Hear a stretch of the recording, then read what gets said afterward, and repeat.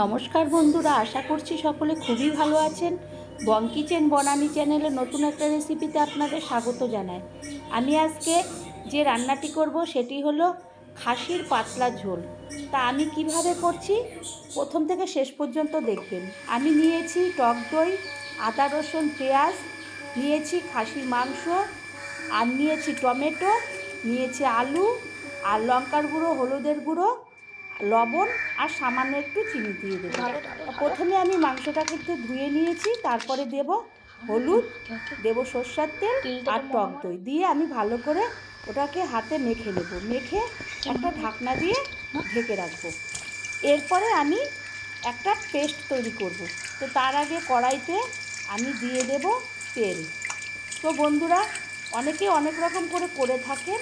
আমি কিভাবে করলাম তা প্রথম থেকে শেষ পর্যন্ত দেখবেন। আমি একটু অন্যরকম করে মশলাটা আজকে করব, এবং সেই জন্যে এই রান্নাটা প্রথম থেকে শেষ পর্যন্ত দেখলে বুঝতে পারবেন। তো কড়াইতে আমি একটু তেল দিলাম। তেল দেওয়ার পরে আমি দিয়ে দেব আদা রসুন আর পেঁয়াজ। তা ওটাকে একটু ভাজা করে নিয়ে আমি পেস্ট তৈরি করব।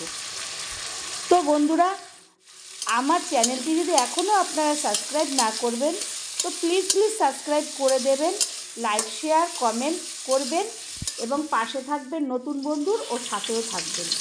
তা এটা একটু ভাজা ভাজা হয়ে গেলে তেলের সঙ্গে আমি একটা বাটির মধ্যে ওটাকে তুলে নেব। এরপরে আমি আবারও তেল দিয়ে দেব। তেল দেওয়ার পরে আমি কি করব, আলুটাকে আগে ভেজে নেব। তা আলুটাকে দিয়ে তেলের মধ্যে তারপরে একটু লবণ আর একটু হলুদ দিয়ে দেব। এই রান্নাটা একটু সম্পূর্ণ আলাদাভাবে করেছি আমি। তা কিভাবে করলাম একটু দেখবেন, ভালো লাগবে আশা করছি। বাড়ির সকলকে এরকমভাবে করে খাওয়ালে তারাও আপনাকে ভালো রান্নার প্রশংসা করবে। তো এরপর আমি ভালো করে আলুটাকে লালচে করে একটু ভেজে নেব। তা ভাজাটা মোটামুটি হয়ে গেলে অনেকটা সিদ্ধ হয়ে যাবে। এরপর ভাজা হয়ে গেলে আমি আলুটাকে সাইড করে তুলে নেব। একটা পাত্রের মধ্যে আমি তুলে তারপরে আমি ওই মশলাটাকে একটা পেস্ট তৈরি করে নেব। তো তোলা হয়ে গেছে আমার। এরপরে আমি টমেটো আর যে ভাজলাম রসুন আদা পেঁয়াজ তার একটা পেস্ট করব। তার আগে আমি কড়াইতে তেল আর তেজপাতাটা দিয়ে দেব, দিয়ে তারপরে পেঁয়াজ দিয়ে দেব ওটা ভাজার জন্য। একটা মশলা করব, সেটা ভেজে মিক্স করব একটা মিক্সিং জারে, আর আরেকটা একটু কড়াইতে আগে দিয়ে ভেজে নেব। তো এরপরে মিক্সিং জারে ওটা পেস্ট করে ওটা একটা বাটির মধ্যে আমি ঢেলে রেখে দেব। আর এদিকে তেল দিয়ে তেজপাতা দিয়ে আর পেঁয়াজটা আগে একটু ভেজে নিলাম। ভাজার পরে আমি প্রথমে গুঁড়ো মশলাগুলোকে দিয়ে দেব, হলুদের গুঁড়ো, লঙ্কার গুঁড়ো আর লবণ। তারপরে একটু চিনি দিয়ে দেবো, সেটা কালারের জন্য একটু চিনি দিয়ে দেবো। দিয়ে ভালো করে আমি মশলাটাকে আগে কষিয়ে নেব। কষানোর পরে যখন ওটার গায়ের থেকে তেল ছাড়বে, যখন কষানোটা হয়ে যাবে তখনই তেলটা ছাড়তে থাকবে আর কাঁচা গন্ধটা চলে যাবে, তখন আমি যে পেস্টটা তৈরি করেছিলাম আদা রসুন পেঁয়াজ টমেটো সে ভাজা দিয়ে সেইটা আমি দিয়ে ভালো করে কষাতে থাকবো। কষানো হয়ে গেলে যখন ওটা গন্ধটা ছেড়ে যাবে তখন আমি মাংসটা আগের থেকে যে আমি ম্যারিনেশন করে রেখেছিলাম সেই মাংসটা দিয়ে ভালো করে আমি কষাতে থাকবো। কষাতে ভালো করে যখন ওটার থেকে গায়ের থেকে মশলার গায়ের থেকে তেলটা বেরোবে, কষানো হয়ে যাবে, তখন আমি ওর মধ্যে দিয়ে দেব যে আলুটাকে ভেজে রেখেছিলাম, সেই আলুটাকে আমি দিয়ে দেব। তো ভালো করে কষাবো, নাড়াচাড়া করে আমি এরপরে ওর মধ্যে দিয়ে দেব আলুটা।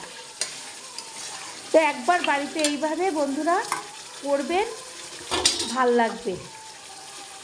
এরপরে আমি আলুটা দিয়ে আবারও ওই মাংসর সঙ্গে ভালো করে কষাবো। খুন্তির সাহায্যে ভালো করে আমি কষিয়ে নেব। কষানো হয়ে গেলে আমি যে মিক্সিং জারটা ধুয়ে যে জলটা বেরিয়েছিল, গায়ে তো অনেক লেগে থাকে, সেই জলটাকে আমি ওর মধ্যে দিয়ে দেব। দিয়ে আবারও একটু খুন্তি দিয়ে নেড়ে চেড়ে আমি একটা ঢাকনা দিয়ে ঢেকে দেব। ঢাকনা দিয়ে ঢাকার 5 মিনিট 10 মিনিট পরে আমি দেখব ওটা হলো কি না, মাংসটা সিদ্ধ ঠিকঠাক করে হলো কি না।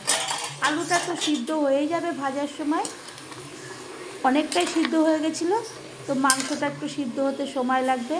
তা আমি আবার ভালো করে নেড়ে চেড়ে দেখবো যে আলুটা সিদ্ধ হয়ে গেছে, কিন্তু মাংসটা একটু সময় লাগবে। তো আমি আবারও ঢাকনা দিয়ে ঢেকে দেবো। তো কিছুক্ষণ পরে আমি আবার ঢাকনা তুলে দেখব যে মাংসটাও মোটামুটি সিদ্ধ হয়ে গেছে। তখন আমি একটা পাত্রের মধ্যে তুলে রাখবো।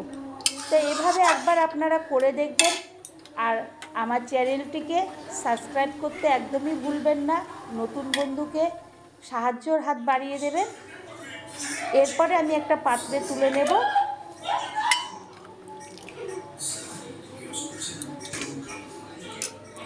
তো বন্ধুরা, এইভাবে তুলে নিলাম। তো আবারও কোনো নতুন একটা রেসিপিতে আপনাদের সঙ্গে আমার দেখা হবে। ততক্ষণের জন্য ভালো থাকবেন, সুস্থ থাকবেন, বাড়িতে এরকম একবার করে খাবেন। ধন্যবাদ।